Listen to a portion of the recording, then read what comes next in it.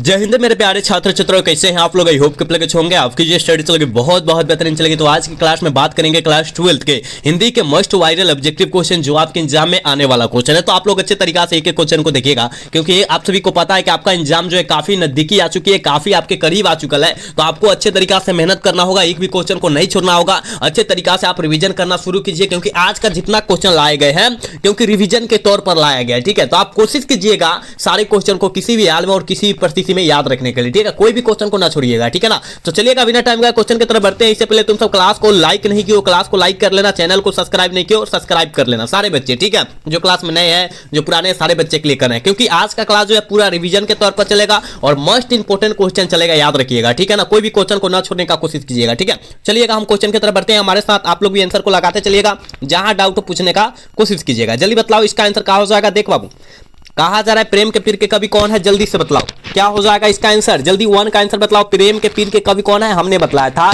कवियों के कवि शमशेर बहादुर सिंह को बोला जाता है। प्रेम के पीर कवि जो होता है मलिक मोहम्मद जायसी जी को बोला जाता है। ऑप्शन सी हो जाएगा। 1 का ऑप्शन जो प्यारे सी टिक आउट करें बिल्कुल सही हो जाएगा, याद रखिएगा। चलो यहां जो है देखो 2 नंबर क्वेश्चन में कहा जा रहा है कि जायसी ने अपनी एक आंख की उपमा किससे की है। मलिक मोहम्मद जायसी जी अपनी एक आंख की उपमा जो है किनसे की है। तो आपको ये सर दर्पण से किए हैं। दर्पण मतलब क्या होता है बाबू, शीशा होता है, पता है शीशा होता है। ऑप्शन डी हो जाएगा। 2 का ऑप्शन जो बच्चे डी टिक आउट करें बिल्कुल सही हो जाएगा। याद रखिएगा, जो क्वेश्चन आपके बीच परोसा जा रहा है, लाया जा रहा है, बहुत इंपॉर्टेंट क्वेश्चन है, तो कोशिश करना है सारे क्वेश्चन को याद रखने के लिए। ठीक है, आप सब क्लास को लाइक करते रहो बाबू, क्लास को लाइक सब्सक्राइब नहीं किया और सब्सक्राइब भी करते रहना, क्योंकि आप सबके लिए इतना बेस्ट क्वेश्चन लाया जा रहा है। तो आपका एक फर्ज बनता है क्लास को लाइक करना, चैनल को सब्सक्राइब करना। ठीक है, चलो यहां जो है बाबू, यहां जो है देखो 3 नंबर क्वेश्चन में कहा जा रहा है मीरा ने अपना प्रियतम किसे माना। जल्दी बतलाओ तो, मीरा ने अपना प्रियतम जो है किसको मानी है। तो ये तो हमने कल के क्लास में शायद बतलाया हुआ था, कृष्ण को मानी है। ऑप्शन बी हो जाएगा। 3 का ऑप्शन करेक्ट भी हो जाएगा, याद रखिएगा। ठीक है, चलो देखो कहा जा रहा है, देखो 4 नंबर क्वेश्चन में कहा जा रहा है कि सूरदास की कौन सी रचना है। जल्दी बतलाओ।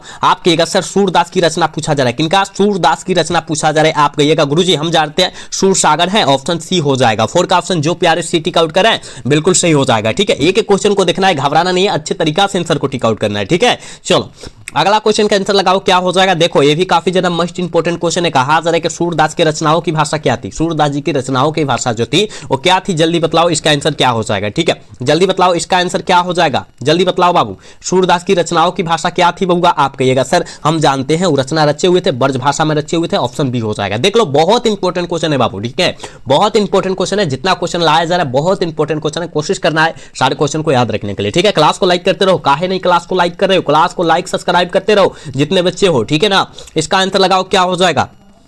कहा जा रहा है हिंदी साहित्य का सूर्य किसे कहा जाता है, पता है हिंदी साहित्य का सूर्य जो होता है किस कवि को कहा जाता है, जल्दी बतलाओ। तो सूरदास को कहा जाता है। बहुत इंपॉर्टेंट क्वेश्चन है, ऑप्शन ए हो जाएगा 6 का। ठीक है, चलो इसका आंसर बतलाओ क्या हो जाएगा। बहुत इंपॉर्टेंट है भी क्वेश्चन है। कहा जा रहा है कन्या का अर्थ क्या होता है। कन्या मतलब समझते हो ना, कन्या का अर्थ जो होता है क्या होता है, कहिएगा सर हम जानते हैं कन्या का अर्थ जो होता है गोद होता है। क्या होता है, गोद होता है। ऑप्शन क्या हो जाएगा, सी करेक्ट हो जाएगा। समझ लो, ऑप्शन सी हो जाएगा, याद रखना तुम सब। ठीक है, अगला क्वेश्चन का आंसर जल्दी लगाना बाबू, क्या हो जाएगा। देख बाबू यहां जो है 8 नंबर क्वेश्चन में कहा जा रहा है कि गोस्वामी तुलसीदास हिंदी के जो कैसे कवि महाकवि माने जाते हैं। जल्दी बतलाओ। गोस्वामी तुलसीदास है ना, मतलब तुलसीदास जी कैसे हिंदी के कैसे महाकवि माने जाते हैं। आप कहिएगा सर आप कितना बार बतला चुके हैं, जातीय महाकवि माने जाते हैं। ऑप्शन ए हो जाएगा। 8 का ऑप्शन जो प्यारे ए टिक आउट करें बिल्कुल सही हो जाएगा, याद रखिएगा। ठीक है, जितना क्वेश्चन है आपके एग्जाम में छपने वाला क्वेश्चन है, आप केवल याद कर लेते हैं तो इससे काफी सारे प्रश्न आपके एग्जाम में लड़ने वाला है। ठीक है, तो कोशिश करो सारे क्वेश्चन को किसी भी हाल में याद रखने के लिए। ठीक है, अगला क्वेश्चन का आंसर जल्दी लगाना।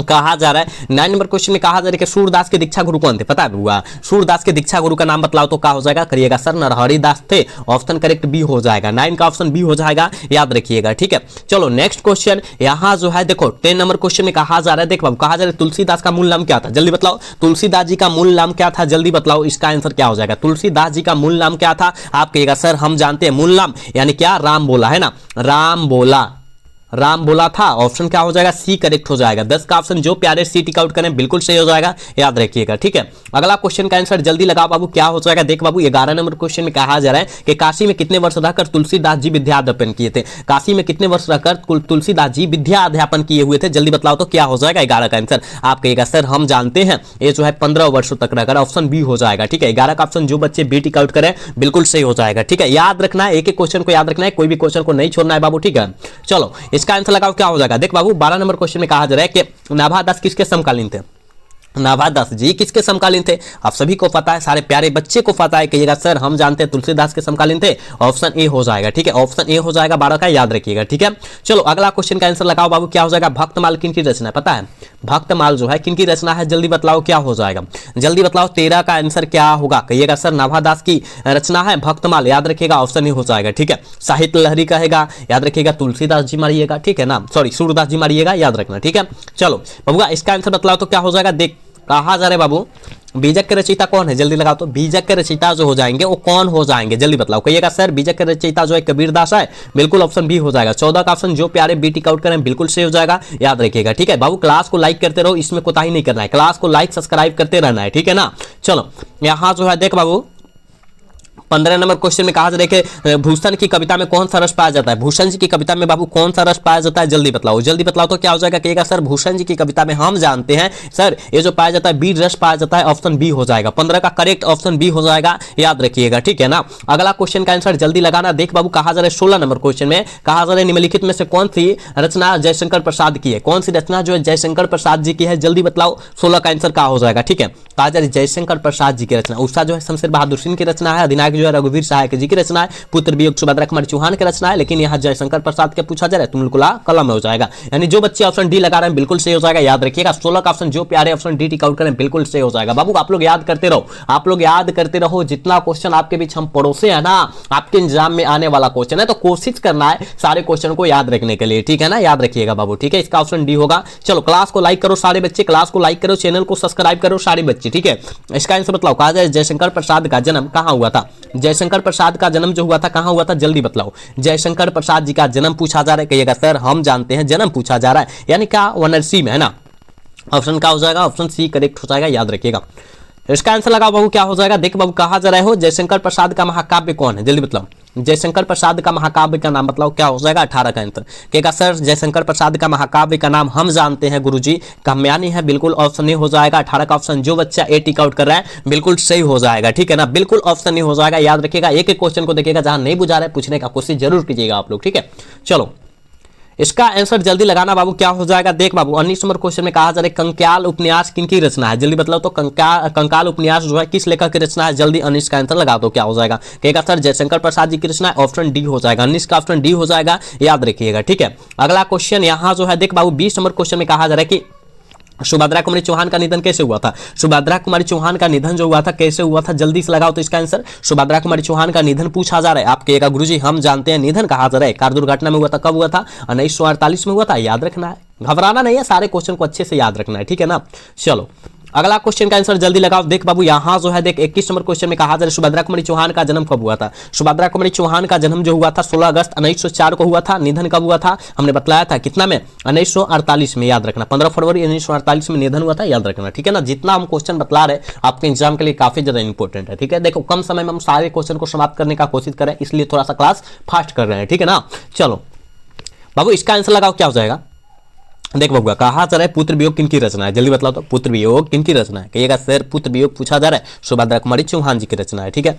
ऑप्शन करेक्ट हो जाएगा। 22 का जो बबुआ ऑप्शन ए टिक आउट कर रहा है बिल्कुल सही होगा, याद रखिएगा, ठीक है। चलो यहाँ से है देखो 23 नंबर क्वेश्चन में कहा जा रहा है कि शमशेर बहादुर सिंह ने सोवियत रूस की यात्रा कब की? शमशेर बहादुर सिंह सोवियत रूस की यात्रा कब किए थे? जल्दी लगाओ इसका आंसर, तो याद रखिएगा 1978 में, ठीक है। 1978 में, यानी ऑप्शन क्या हो जाएगा? सी हो जाएगा ना, ऑप्शन सी हो जाएगा, याद रखिएगा। 23 का ऑप्शन सी होगा, याद रखना है आप सबको, ठीक है। चलो बाबू यहाँ जो है 24 नंबर क्वेश्चन में कहा जा रहा है प्राकृतिक वर्णन से संबंधित कविता कौन है? प्राकृतिक वर्णन से संबंधित कविता जो है कौन है? जल्दी बताओ इसका आंसर क्या हो जाएगा, ठीक है। प्राकृतिक वर्णन से पूछा जा रहा है, कहिएगा सर उषा है, याद रखिएगा, ऑप्शन बी हो जाएगा, ठीक है ना। गांव का घर ना मारिएगा, गलत हो जाएगा, उषा होगा, ठीक है। चलो इसका आंसर बतलाओ। ये तो हमने पहले ही क्वेश्चन बतलाया था कि कवियों के कवि जब कहे शमशेर बहादुर सिंह मारेंगे, और प्रेम के पीर के कवि का प्रेम के पीर के कवि जब कहता है रे बबुआ, तो याद रखना मलिक मोहम्मद जायसी जी मारते हैं, याद रखना, ठीक है। चलो इसका आंसर लगाओ बाबू, क्या हो जाएगा? कहा जा रहा है मुक्तिबोध के पिता का नाम क्या था? बाबू गजानन माधव मुक्तिबोध जी के पिता का जो नाम था वो क्या था? तो माधवराज मुक्तिबोध, ऑप्शन सी में दिया है, ऑप्शन सी हो जाएगा। 26 का जो प्यारे सी टिक आउट करें बिल्कुल सही हो जाएगा, ठीक है। बाबू क्लास को तुम सब लाइक नहीं कर रहे हो, सब्सक्राइब भी नहीं कर रहे हो, सारे बच्चे क्लास को लाइक करो। ए भाई तुम सब के लिए हम इतना मस्त क्वेश्चन लाते हैं, तुम सब क्लास को लाइक नहीं करते हो, सब्सक्राइब नहीं करते हो, कैसे यार? तुम सब सारे बच्चे क्लास को लाइक सब्सक्राइब करते रहो ना, तभी तो क्लास कराने में और मजा आएगा ना। सारे बच्चे करो क्लास को लाइक सब्सक्राइब। चलो इसका आंसर बतलाओ। कहा जा रहा है मुक्तिबोध ने किसका संपादन किया? गजानन माधव माधव मुक्तिबोध किसका संपादन किया था? जल्दी से 27 का आंसर लगाओ, क्या हो जाएगा 27 का आंसर फटाफट लगाओ। कहेगा सर हम जानते हैं, नया खून का किया था, ऑप्शन करेक्ट भी हो जाएगा 27 का, याद रखना है। 28 नंबर क्वेश्चन में देख बाबू क्या कहा जा रहा है, देख कहा जा रहा है ना अधिनायक शीर्षक कविता किस पुस्तक से ली गई है? अधिनायक शीर्षक कविता जो है किस पुस्तक से ली गई है? जल्दी बतलाओ तो 28 का आंसर क्या हो जाएगा? कहिएगा सर ये जो लिया गया है ना आत्महत्या के विरुद्ध से लिया गया है, बिल्कुल ऑप्शन बी हो जाएगा 28 का, याद रखिएगा आप सब, ठीक है। चलो यहां जो है देख 29 नंबर क्वेश्चन में बाबू कहा जा रहा है कि अधिनायक शीर्षक कविता किस तरह की कविता है? अधिनायक शीर्षक कविता जो है किस तरह का कविता है? जल्दी बतलाओ। 29 का आंसर क्या होगा? व्यंग्य, क्या है? व्यंग्य प्रधान है, ऑप्शन बी हो जाएगा, ठीक है। ऑप्शन बी हो जाएगा 29 का, याद रखिएगा, ठीक। चलो इसका आंसर लगाओ, क्या हो जाएगा? 30 का आंसर जल्दी बतलाओ। कहा जा रहा है कहा जा रहा है रघुवीर सहाय का जन्म स्थल कौन है? रघुवीर सहाय जी का जन्म स्थल जो है कौन है? कहिएगा लखनऊ है, और लखनऊ जो पड़ता है उत्तर प्रदेश में पड़ता है, उत्तर प्रदेश यूपी जी से कहते हैं, याद रखना, ऑप्शन बी हो जाएगा, ठीक है। चलो इसका आंसर लगाओ। 31 का आंसर क्या हो जाएगा रे बबुआ? कहा जा रहा है प्यारे नन्हे बेटे को रचिता कौन है? प्यारे नन्हे बेटे को रचिता जो है कौन है? जल्दी से 31 का आंसर लगाओ। कहिएगा सर प्यारे नन्हे बेटे विनोद कुमार शुक्ल हो जाएंगे, ऑप्शन क्या हो जाएगा? सी सही हो जाएगा, याद रखिएगा, ठीक है। 31 का ऑप्शन सी हो जाएगा, याद रखिएगा। चल बबुआ यहाँ जो है 32 नंबर क्वेश्चन में कहा जा रहा है अशोक वाजपेयी ने कहाँ रहकर स्वतंत्र लेखन किया था? अशोक वाजपेयी कहाँ रहकर जो है स्वतंत्र लेखन किया था? कहिएगा दिल्ली में रहकर, ऑप्शन बी हो जाएगा, ठीक है। 32 का ऑप्शन जो बच्चा बीटी करे बिल्कुल सही हो जाएगा, ठीक है। चलो यहाँ 33 नंबर क्वेश्चन में कहा जा रहा है आत्महत्या क्या करेगा? हार जीत क्या है? कहेगा सर हार जीत जो है अशोक वाजपेयी के द्वारा लिखा गया, अशोक वाजपेयी के द्वारा लिखा गया गद्य क्या है? गद्य कविता है, ऑप्शन बी हो जाएगा, ठीक है ना। यहाँ 33 का ऑप्शन करेक्ट भी हो जाएगा बाबू, याद रखिएगा, ठीक है। चल बाबूगा अगला क्वेश्चन का आंसर लगाओ, क्या हो जाएगा? देख बाबू 34 नंबर क्वेश्चन में कहा जा रहा है कहीं नहीं वही कविता संग्रह किनके द्वारा लिखा गया? कहीं नहीं वही कविता संग्रह जो है वो किस लेखक के द्वारा लिखा गया? जल्दी से बतलाओ इसका आंसर क्या हो जाएगा? कहिएगा सर ये जो लिखा गया ना, याद रखिएगा किसके द्वारा? अशोक वाजपेयी के द्वारा लिखा गया, बिल्कुल ऑप्शन बी हो जाएगा, ठीक है। 34 का ऑप्शन बी हो जाएगा, याद रखिएगा। नेक्स्ट क्वेश्चन यहाँ जो है 35 नंबर क्वेश्चन में कहा जा रहा है कविता करके कवि ने कहा क्या है? कवि ने कहा क्या है? जल्दी बतलाओ। 35 का आंसर क्या हो जाएगा? कहिएगा सर यह जो है कविता संग्रह है, ऑप्शन क्या हो जाएगा? सी करेक्ट हो जाएगा। 35 का ऑप्शन जो प्यारे सी टिक आउट करें बिल्कुल सही हो जाएगा, याद रखिएगा। सारे क्वेश्चन को अच्छे तरीके से देखिएगा, जहां नहीं बुझा रहा है पूछने का कोशिश कीजिएगा आप लोग, ठीक है। चलो कहा जा रहा है ज्ञानेंद्र पति सरकारी सेवा में क्या थे? जल्दी बतलाओ तो ज्ञानेंद्र पति जी सरकारी सेवा में क्या थे? तो काराधीक्षक थे, बिल्कुल ऑप्शन ये हो जाएगा। 36 का ऑप्शन बिल्कुल ये हो जाएगा, याद रखिएगा तुम सब, ठीक है। चलो कहा जा रहा है 37 नंबर क्वेश्चन में कि ज्ञानेंद्र पति ने कौन सी कविता लिखी है? ज्ञानेंद्र पति ने कौन सी कविता लिखी है? तो आप कहिएगा गांव का घर, हार जीत अशोक वाजपेयी लिखे हुए, गांव का घर ज्ञानेंद्र पति लिखे हुए हैं, ऑप्शन बी हो जाएगा। उत्साह जो है शमशेर बहादुर सिंह लिखे हुए हैं, याद रखना, ठीक है ना। पुत्र वियोग सुभद्रा कुमारी चौहान लिखी हुई है। आप लोग सारे क्वेश्चन को अच्छे तरीके से याद रखो, जितना क्वेश्चन आपके बीच परोस रहे हैं करा रहे हैं, ठीक है ना। बाबू आप लोग जो है क्लास को लाइक नहीं कर रहे हो, हम देख रहे हैं, क्लास को लाइक सब्सक्राइब करो जल्दी जल्दी, ठीक है। इसका आंसर बतलाओ क्या हो जाएगा? कहा जा रहा है ज्ञानेंद्र पति का जन्म कब हुआ था? जल्दी बताओ ज्ञानेंद्र पति का जन्म कब हुआ था? जल्दी से बतलाओ। कहिएगा सर ज्ञानेंद्र पति का जन्म जो हुआ था, याद रखिएगा सर झारखंड में हुआ था, झारखंड राज्य में हुआ था, ऑप्शन सी हो जाएगा ना। 38 का ऑप्शन सी हो जाएगा बाबू, याद रखना तुम सब। चलो अगला क्वेश्चन की तरफ बात करें बबुआ। चलो यहां जो है देख बाबू 39 नंबर क्वेश्चन में कहा जा रहा है मोपासा गाइडी मोपासा कहां के थे? पता है गाइडी मोपासा जी कहां के थे? तो कहिएगा सर फ्रांस के थे, है ना, ऑप्शन बी हो जाएगा। 39 का ऑप्शन जो बच्चे वेटिंग आउट करें बिल्कुल सही हो जाएगा। इसका आंसर लगाओ बाबू, ये भी बहुत इंपॉर्टेंट क्वेश्चन है, जल्दी लगाओ। 1870 से 90 के बीच मोपासा की लगभग कितनी कहानियां प्रकाशित हुई थी? गाइडी मोपासा की लगभग कितनी कहानियां जो है प्रकाशित हो चुकी थी? जल्दी बतलाओ। 40 का आंसर क्या हो जाएगा? लगभग 300, है ना, ऑप्शन क्या हो जाएगा? सी करेक्ट हो जाएगा 40 का। जो बच्चा सी टिक आउट करे बिल्कुल सही हो जाएगा। क्लास को लाइक करो, सबसे पहले क्लास को लाइक और सब्सक्राइब नहीं किया सब्सक्राइब करो, क्योंकि तुम सबके लिए हम लोग इतना बेस्ट क्वेश्चन लाते हैं, लेकिन तुम सब क्लास को लाइक सब्सक्राइब नहीं कर रहे, करो फटाफट। चलो 41 नंबर क्वेश्चन में कहा जा रहा है अंतोन चेखव की कहानी है। अंतोन चेखव की कहानी क्या है? जल्दी बतलाओ। कहिएगा सर कलर की मौत अंतोन चेखव की कहानी है, ऑप्शन ए हो जाएगा। पेशगी हेनरी लोपेज की कहानी है, रस्सी का टुकड़ा गाइडी मोपासा जी की कहानी है, याद रखना। देखो तीनों बतलाया, अच्छे तरीके से याद रखना। कलर की मौत अंतोन चेखव, ठीक है, पेशगी हेनरी लोपेज, है ना, गाइडी मोपासा क्या? गाइडी मोपासा रस्सी का टुकड़ा गाइडी मोपासा जी की रचना है, याद रखना, ठीक है ना। याद रखिएगा सारे क्वेश्चन। देख हेनरी लोपेज का जन्म बाबू किस देश में हुआ था? जल्दी बतलाओ। हेनरी लोपेज का जन्म जो हुआ था वो किस देश में हुआ था? जल्दी से इसका आंसर टिक आउट करो तुम सब, ठीक है। कहेगा हेनरी लोपेज का जन्म कांगो में हुआ था, और कांगो जो पड़ता है अफ्रीका में पड़ता है। कहाँ?